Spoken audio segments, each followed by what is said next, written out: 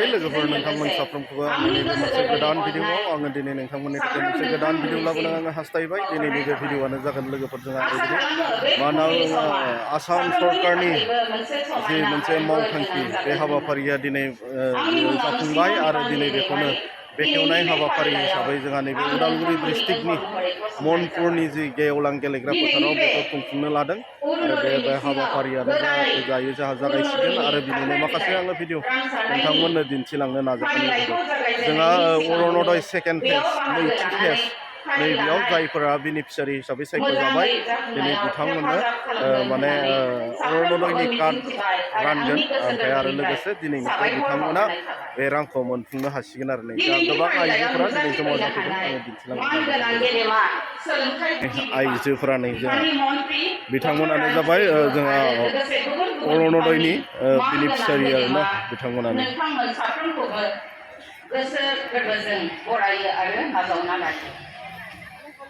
गोबां मानसिफ्रा बाहागो लाफैदों बेयाव जाहैबाय जोंहा उदालगुरि डिस्ट्रिक्टनिनो मोनफ्रोमबो खना खनला गामिफोरनिफ्राय जोंहा बेयाव बाहागो लाफैदों बिथिं जोंहा बेयाव गाहाय आलासि हिसाबै दङ जोंहा बेयाव आसामनि रनज पिगु बिथां सार मन्त्रि आरो लोगोसे बिदिनो लकेल एमएलए गबिन्द सार आरो लोगोसे बिदिनो एसपि डिसि आरो बिदिनो गोबां अफिसारफोरा दिनै बेयाव बाहागो लादों बे बिथांखिखौ जोंनि आसाम हादरसानि गाहाय मन्त्रि मानगोनां डक्टर हिमन्त बिश्व शर्माया रायजोनि रांखान्थियारि लोरबां नखरनि हिनजावसाफोरनि गाहामनि थाखाय खालामनानै होनाय बे बिथांखिया जोंनि रायजोनि गोबां आइजोफोरखौ हेफाजाब होगोन आरो जोंनि आइजोफोरनि थाखाय बियो बेसेबां गोजोनथाव रादाब बिनि थाखाय जों रायजोनि साफ्रोम आइजोफोरा जोंनि हादरसानि गाहाय मन्त्रिखौ हाजारसे साबायखर बावहरो जों बिदिब्ला बयबो आखाइ खबनानै हामलायनाय हिसाबै बयबो तालिमार तालिमार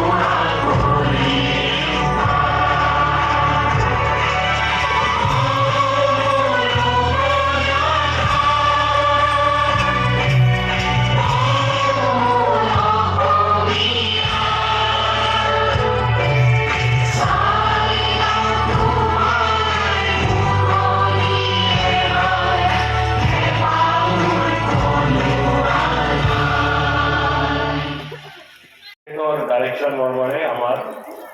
গোটেই অসমৰ এইটো লঞ্চ হৈ আছে যেনেকৈ আপুনি জানে এইটো আঁচনি আমাৰ ফাইনেন্সিয়েল এছিষ্টেণ্ট গোটেই আমাৰ দুখীয়া পৰিয়াললৈ এইটো আঁচনি আমাৰ গঠন হৈছে তো তাতে আমাৰ ডাইৰেক্ট বেনিফিট ট্ৰান্সফাৰ জৰিয়তে প্ৰত্যেক পৰিয়ালৰ ঘৰৰ এইটো বেংক একাউণ্ট আছে তাতে আমাৰ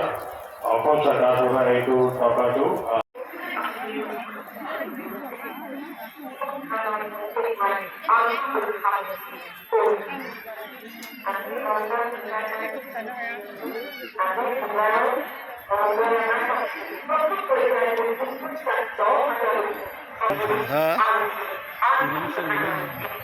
अखा हानानै मानसिफ्रा एसे आलाय सिलाय जाबायनाय लोगोफोर माने अखा हाबायना बिरादनो ओरैबायदि अखा हायामोनबा नैबेफोरावबो जिरायनो हागौमोन आरोना लोगोफोर ओरैबायदि मानसि जादोंना नैबेयाव जोंहा माने अरुणोदय 2 गोदानै उदालगुरि डिस्ट्रिक्टआव गासै 30,221 दिनैनि दिनाव बेयाव लन्च खालामगोन आरोना लोगोफोर नैबे स्टेजआनो गोबां गिदिर बनायदों नै गोबां आइजोफोरा बाहागो लाफैदों आरोना बेयो जोंहा आसाम सरकारनि नाजानायाव बे हाबाफारिया जाबाय आरो मावफुंजाबाय अरुण'दय 2.0 नै बियो मावफुंजाबाय आरोना नै बिथांमोनानो जाहैबाय माने अरुण'दयनि बेनिफिसारि आरोना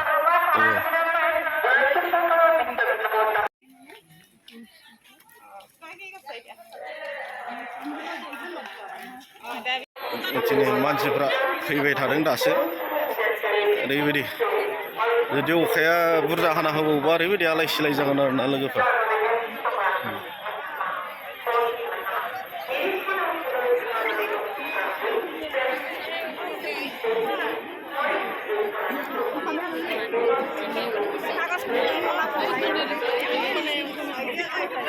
जोङो बाहेरायाव ओंखारलांथ'नोसै आरो लोगोफोर